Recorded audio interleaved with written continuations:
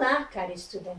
Trago para resolvermos hoje Universidade Federal do Paraná 2014-2015. A UFPR cobra normalmente 2 textos razoavelmente curtos, com 4 questões cada um. As questões são de múltipla escolha e em espanhol, ou seja, dá um trabalhinho a mais porque não há nada em português. Vamos então ao texto? Que tem como título La Vergüenza de Espanha. Vamos ver o que trata? Pela leitura do texto, você viu que a vergonha de Espanha, segundo a autora Lúcia Mendes, tem a ver com a fome, não é? Vejamos então o que pede a primeira questão. No sabes lo que es el hambre hasta que pasas hambre. Es tratada como uma estratégia que tiene por objetivo. Você viu que essa expressão está lá no início do primeiro parágrafo? E se a estratégia usada pela autora como um objetivo, qual seria então este objetivo? Vejamos o que diz a letra A. Promover a imagem de marca de la Caixa. Seria a promoção. La Caixa é uma obra social. Então, seria a promoção da imagem, da marca da Caixa? Não, né? Esse objetivo seria, a letra B, divulgar os esforços humanitários de Cruz Roja? Não, também, já que a Cruz Vermelha ajuda na distribuição ou ajuda a distribuir os alimentos, e é essa a sua função. A letra C, fundamentar as críticas de los partidários de la oposición? Também não, o texto não entra no mérito. A letra D, estimular a participação solidária da população? É isso? É esse o objetivo? É essa a estratégia? Estimular a participação solidária da população? Sim, esta sim. Porque estimular a participação solidária é colocar-se no lugar do outro. É sentir o que o outro sente. Então, isto é solidário. E é este sim o objetivo. E a letra E, justificar a necessidade de uma política obreira, não vem ao caso. Vejamos o que pede a segunda questão. La recomendación de la defensora del pueblo se justifica por la. Vamos ver que recomendação é essa. Está lá no texto início do segundo parágrafo. La defensora del pueblo, Soledad Becerril, ha dirigido una recomendación a las comunidades autónomas para que abran los comedores escolares este verano con el fin de garantizar que los niños españoles todos coman al menos una vez al día. Veja que a recomendação, então, aí de Soledad é que as escolas abram aí seus restaurantes, os lugares de alimentação, para garantir que essas crianças vão aí e comam pelo menos uma vez ao dia. Então, vejamos o que fala a letra A. Importância das escolas em el auxílio em la alimentação de los niños? Perfeito. Então, vimos lá que a recomendação dela é o acolhimento dessas crianças para pelo menos uma alimentação ao dia. Então, já respondendo aí a segunda questão, a letra A é a correta. Mas, por curiosidade, vamos ver o que pedem as demais. Influência, letra B. Influência de políticas populistas e bolivarianas em la Espanha atual? Não, pelo contrário, é desagradável, apresenta uma imagem negativa da Espanha, né? A letra B. A letra C, necessidade de divulgar as iniciativas tomadas por el governo? Não, o governo prefere ignorar, porque para não abalar, né, a imagem da economia em recuperação pós-crise 2008, né? A D, preocupação de que as famílias necessitadas não sejam estigmatizadas? Não, essa preocupação não é com relação às famílias, e sim com a imagem do país. E a letra E, manutenção do bem-estar e segurança típicos de um país europeu. Não, né? O país não está bem, o salário não mantém uma família, é uma causa urgente, segundo a autora, então também não. Então, está respondida aí a letra A, ok?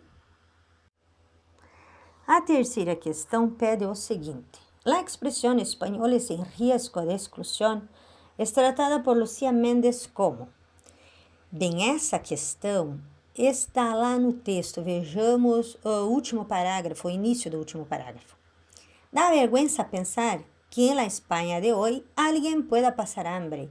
Da vergüenza que sean los bancos de alimentos y la SONG y no las instituciones públicas quienes den de comer a los españoles en riesgo de exclusión, que es como se llama ahora a los pobres para no llamarles pobres.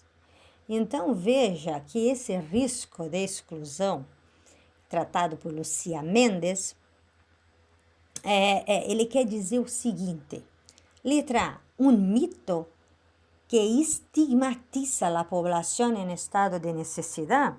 Um mito. Só se for para o governo, mas não para a realidade do país. Não, não é a letra A. Letra B. Un eufemismo que enmascara a experiência reflejada na pobreza. Eufemismo. O que é esse eufemismo? Eufemismo sabemos que é uma figura de linguagem utilizada para suavizar, para abrandar outra palavra mais grosseira, neste caso, a pobreza. E bem dito lá no finalzinho, né? Riesgo de exclusión, que es como se llaman ahora los pobres para no llamarles pobres. Então, sim, o eufemismo utilizado aí para mascarar uma experiência refletida na pobreza. Então, já respondendo essa questão aí, a letra B. Para fins de curiosidade, vejamos o que pede a C, a D aí. A C, una ideología que refuerza los estereotipos sociales de la nación. Letra D, una estrategia que busca estimular la práctica de la donación. Letra E, un lenguaje que refleja el carácter humanístico, humanitario de las políticas públicas. Não, nenhuma dessas. Então, o risco de exclusão não quer dizer uma linguagem que reflete o caráter humanitário das políticas públicas, nem uma estratégia que busca estimular a prática da doação. Tampouco uma ideologia que reforça os estereótipos sociais da nação. E sim, a expressão risco de exclusão em substituição à palavra pobreza, confirmando então a letra B. A quarta e última questão deste texto, La vergüenza de Espanha, diz o seguinte: el malestar demostrado por la autora al escribir sobre el hambre y la miseria está asociado a la. Então, o mal-estar demonstrado pela autora, nós podemos perceber lá no finalzinho do quarto parágrafo. Y da más vergüenza que las nuevas formas de pobreza que incluyen a los que ganan 400 euros para mantener una familia se excluyan del debate político. E bem ao finalzinho ela diz: produce sonrojo y bochorno tener que poner negro sobre blanco una cosa así. Vamos às alternativas. Letra A. Esse mal-estar está demonstrado pela letra A, preocupação da população por el aumento da pobreza? Não, esse mal-estar é da autora, não da população pelo aumento da pobreza. Não, não é a letra A. B, desinformação de los espanhóis sobre a realidade? Não, os espanhóis estão sentindo na pele, então não é uma desinformação. C, conservação histórica das desigualdades sociais? Não, o texto não traz isso historicamente falando. Letra D. Atenção insuficiente dada a um assunto tão importante? Veja lá que ao dizer que as pessoas estão ganhando 400 euros para manter uma família e estão excluídas do debate político, já responde aqui essa atenção insuficiente dada a um assunto tão importante. E sem falar desse mal-estar que está muito claro lá no finalzinho, produz sonrojo y bochorno, tener que poner negro sobre blanco, uma coisa assim. Ela está falando que ela tem que colocar isso que que dá mal-estar, que sufoca, que empalidece, e ter que expressar isso, trazer à tona essa questão. Então, isso que dá para a autora, produz na autora este mal-estar. Então, é a letra D, atenção insuficiente dado um assunto tão importante. Letra E, manipulação de dados com fines políticos eleitorais, não está mencionado. Então, temos aí como correta a letra D, atenção insuficiente para um assunto tão importante. O segundo texto traz como título El 34. Vamos ler? Pela leitura do texto, você viu que El 34 trata de contexto escolar. Vejamos o que pede a primeira questão. La costumbre de llamar a los compañeros de clase por su número de lista reflejaba, letra A, la intimidad y amistad existente entre los estudiantes. B, el prestigio que alcanzaba quien era el último. C, la identidad que asumían con el número asignado. D, la desconsideración de los profesores. O E, el excesivo número de alumnos por classe. Então, o costume, o hábito de chamar os colegas de turma por número e não por nome refletia o que para você? O que você marcaria? Seria a identidade e a amizade existente entre os estudantes? Não, normalmente é um apelido que aproxima e não um número.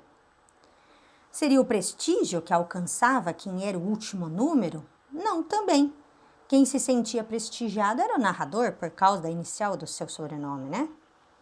E a identidade que cada um assumia por meio de um número? Aí sim, né? E está bem claro no final, aliás, na terceira linha, né, do primeiro parágrafo. Vamos lá ver o que diz. Gracias a la inicial de mi apellido gozaba de una identidad más firme que los demás. Todavía siento familiaridad con esse número. Então veja que ele fala em identidade e que ainda sente familiaridade com esse número, né? Então, ok, a letra C. A letra D, a desconsideração dos professores, em momento algum ele reclama dos professores. E o excessivo número de alunos por turma, não também, o texto não menciona isso. Então, se você marcou a C, a identidade que assumiam com o número assignado, está correta a sua questão. Vamos à segunda questão. La presencia del 34 enseña al narrador que. Então, o que mostra ou o que ensina ao narrador a presença do 34? Vamos à alternativa A. La amabilidad es la principal virtude de un repitiente. Será? Todos os repetentes são amáveis? Não, né? Letra B. La frustración se hace presente en algún momento de la vida? Vamos voltar ao texto um pouquinho? Vamos ver o que diz lá no último parágrafo. Temblábamos cada vez que el 34 daba muestras en clase de su innegable inteligencia, pero no alardeaba, al contrario, solamente intervenía para proponer nuevos puntos de vista o señalar su opinión sobre temas complejos. Decía cosas que no salían en los libros y nosotros lo admirábamos por eso, pero admirarlo era una forma de cavar la propia tumba. Si había fracasado alguien tan listo, con mayor razón fracasaríamos nosotros. Sim, aí está a resposta. A frustração se faz presente em algum momento da vida, como bem diz a letra B. Letra C. El llevar-se bien com os professores é fundamental? Não, porque nem sempre estar bem com os professores é o mais importante. Letra D. Los estigmas recebidos em classe são insuperables? Não, porque a prova que nós temos aí é que o 34 superou sim. Ele não ficou, pela sua condição aí de repetente, ele não se transformou numa pessoa áspera, intratável, preso ao passado. Pelo contrário, ele olhava para frente e sempre pronto para aprender. E aí, a familiaridade com repetentes vergonzantes? Não, de maneira nenhuma. Então, confirmada aí a resposta B para a segunda questão. Vamos ver o que pede a terceira questão. La dualidad de sentimientos del narrador hacia el 34 se debe al hecho de observar que, alternativa A, sus grandes conocimientos no fueron suficientes para que aprobara. B, su fracaso se debió a causas externas a la escuela. C, su modestia impedía que participase más efectivamente en clase. D, sus opiniones eran muy diferentes de las de los demás. Y letra E, su postura contradecía lo que se esperava de um estudante. Então veja que a questão fala nessa dualidade de sentimentos do narrador com relação ao 34. E essa dualidade de sentimentos se deve ao fato de observar o quê? Qual delas você marcaria como correta? Vamos um pouquinho ao texto para comprovar isso? Veja lá no quarto parágrafo, bem no início, o comportamento del 34 contradecía por completo la conducta natural de los repetentes. E mais abaixo, no seguinte parágrafo, decía coisas que não salían en los libros. Então, isso quer dizer o quê? O comportamento dele, embora o 34 fosse repetente, esse comportamento dele de pessoa positiva, de pessoa otimista, de pessoa que olhava para frente, que não se sentia culpado pela sua condição, que olhava para frente e participava, e dizia coisas que saíam, quer dizer, que estavam fora dos livros que eles utilizavam. Isso já nos mostra que a questão, a alternativa A, responde a essa dualidade de sentimentos do narrador.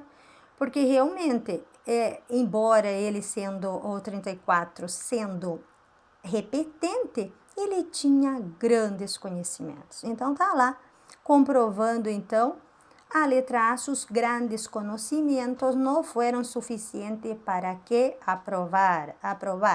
Então, é essa dualidade de sentimentos do narrador com relação ao 34.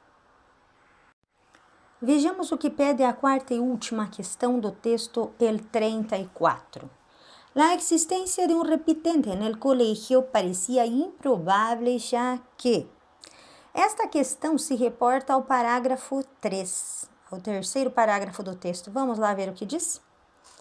Para nosotros, repetir de curso era un hecho vergonzante. En nuestras cortas vidas nunca habíamos estado cerca de esa clase de fracasos. Teníamos 11 o 12 años, acabábamos de ingresar al Instituto Nacional, el colegio más prestigioso de Chile, y nuestros expedientes eram, por tanto, intachables. Voltemos à questão. Por que a existência de um repetente nesse colégio parecia improvável? Vendo as alternativas, letra A, recién había empezado el curso. B, todos aún eran muy jóvenes. C, el expediente académico era bajo. D, procedían de institutos reconocidos. E, se tratava de uma escola acreditada. Qual delas você marcaria? Se você marcou a letra E, você está certo. Por quê? Porque a existência de um repetente num colégio, neste colégio, parecia improvável porque se tratava de uma escola com crédito, né? Uma escola que tem reputação, uma escola que preza pela boa atuação, não admitindo faltas. Então, a letra E responde esta questão, ok? Finalizamos mais um encontro. Espero ter sido clara, mas fico à disposição para qualquer pergunta. Obrigada pela atenção e até o próximo. Um abraço.